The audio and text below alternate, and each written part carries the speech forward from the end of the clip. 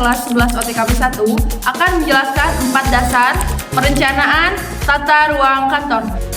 Tata ruang kantor merupakan penentuan dan penyusunan alat-alat kantor sedemikian rupa sehingga mampu memberikan kepuasan bagi para karyawan. Sehingga tata ruang kantor yang tepat akan membantu meningkatkan motivasi dan produktivitas pekerja. Oleh sebab itu, yuk kenali faktor-faktor yang mempengaruhi tata ruang kantor guna menciptakan lingkungan kerja yang baik. Terdapat 4 hal yang harus diperhatikan dalam penataan ruang kantor. Yang pertama, udara. Seberapa penting udara dalam penataan ruang kantor? Dalam menata tata ruangan kantor, perlu pula memperhatikan keadaan udara. Bagaimana seseorang pegawai mendapatkan atau menghirup udara yang segar. Yang penting dalam faktor udara adalah suhu udara dan banyaknya air di udara itu. Udara panas dan lembab menekan terhadap pengembangan dan daya cipta seseorang. Menurut Prof. Sutarman, beban panas yang berlebihan dapat menurunkan prestasi kerja.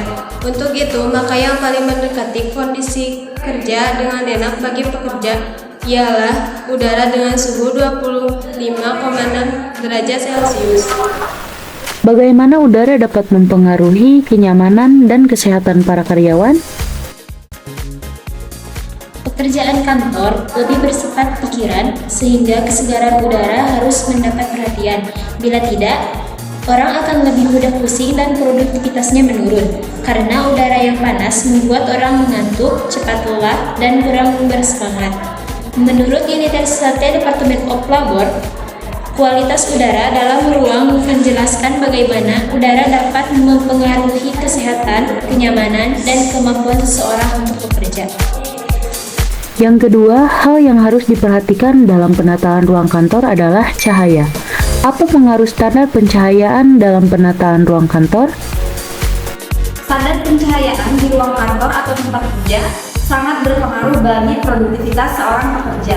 Jika pencahayaannya buruk, maka bisa menyebabkan ketegangan mata, kelelahan, sakit kepala, stres, hingga kecelakaan kerja. Menurut saya, hal terpenting adalah cahaya. Karena jika warna dindingnya mau diwarnai dengan apapun, kalau tidak ada cahaya, maka tidak akan produktif atau tidak bisa bekerja. Contohnya di kelas ini, menurut saya untuk cahaya di kelas ini sangat bagus dengan banyaknya jendela, membuat kelas menjadi lebih terang dan hidup, sehingga menjadi tidak ngantuk dan lebih fokus ke guru atau ke papan tulis. Apa keuntungan dari penataan ruang kantor dengan standar pencahayaan yang baik? Dengan penerangan cahaya yang baik akan diperoleh beberapa keuntungan.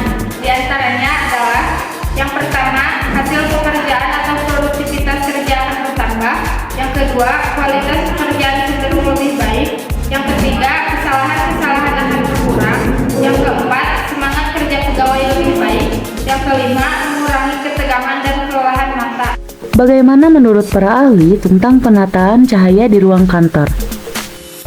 Pada tahun 2014, sebuah studi yang dipublikasikan di Journal of Consumer Psychology menunjukkan bahwa semakin intens percahayaannya, semakin terpengaruh dan intens emosi para responden, baik positif maupun negatif. Studi ini mencakup 6 eksperimen yang meneliti hubungan antara emosi dan kecerahan lingkungan. Perasaan hangat meningkat ketika peserta terkena cahaya terang dengan sedikit rangkaian.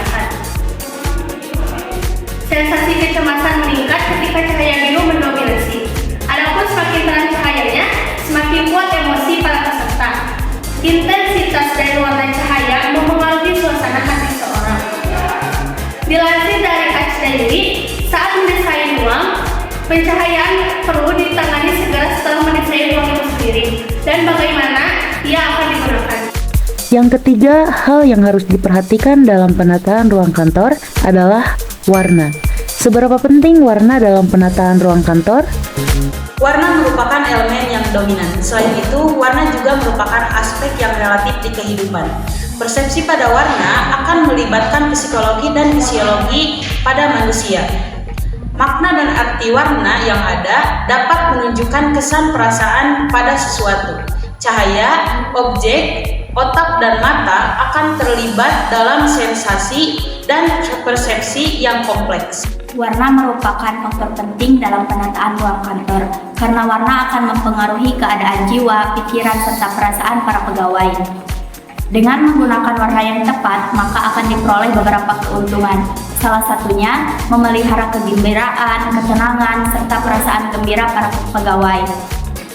Semangat para pegawai. Misalnya warna kuning, jingga, dan merah dianggap sebagai warna-warna yang panas sehingga dapat mempengaruhi psikologis untuk mendorong kehangatan dan perasaan gembira. Sebaliknya, warna-warna yang sejuk seperti biru, ungu, dan hijau tua akan mempengaruhi perasaan untuk menjadi kehangatan. Apa peran warna dalam penataan ruang kantor? Diungkapkan oleh laman Psikolog Today bahwa Lisarab telah melakukan banyak penelitian terkait dengan implikasi warna tertentu pada permukaan, dan temuan mereka dapat dengan mudah diterapkan di ruang kantor ataupun di rumah. Misalnya warna hijau.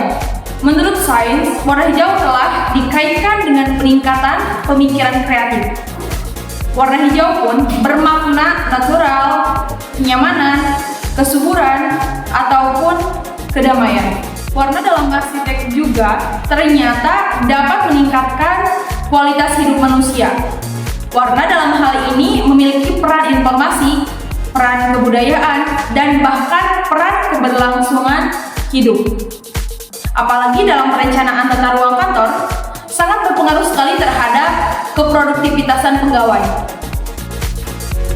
Apa pengaruh warna terhadap penataan ruang kantor? Menurut Demeria 2007, warna adalah fenomena yang terjadi karena adanya 3 unsur, yaitu cahaya, objek, dan observer. Dapat berupa mata ataupun alat ukur. Dari sisi psikolog, warna ternyata mempunyai pengaruh kuat terhadap suasana hati dan emosi manusia. Bahkan, warna dapat membuat suasana menjadi panas atau dingin. Simpati atau fluktuatif dalam membuat emosi Anda bisa menggairahkan atau menenangkan. Yang keempat, hal yang harus diperhatikan dalam penataan ruang kantor adalah suara. Apa pengaruh suara terhadap kenyamanan para pegawai? Suara bising yang terdengar saat bekerja rupanya mempengaruhi pikiran karyawan, terutama jika suatu tersebut adalah suara manusia. Seperti dikutip dalam posterdesign.com, suara manusia dari telepon bahkan lebih mengganggu para pekerja, bukannya pasrah begitu saja. Apakah suara atau kebisingan berpengaruh terhadap kesehatan manusia? Polusi suara dapat menimbulkan pencemaran lingkungan yang mengganggu kesehatan seperti gangguan tidur, gangguan pendengaran, gangguan hormon, dan meningkatkan insidensi diabetes. Ada tiga skenario lokasi. Yang pertama, kantor berkonsep terbuka tanpa peredam suara sama sekali, terbuka tapi dinding dan pelaton dilengkapi peredam suara. Ketiga, kantor berkonsep terbuka tapi dilengkapi peredam suara. Sekian yang dapat kami sampaikan. Mohon maaf bila ada kesalahan dan kekurangan. Wassalamualaikum.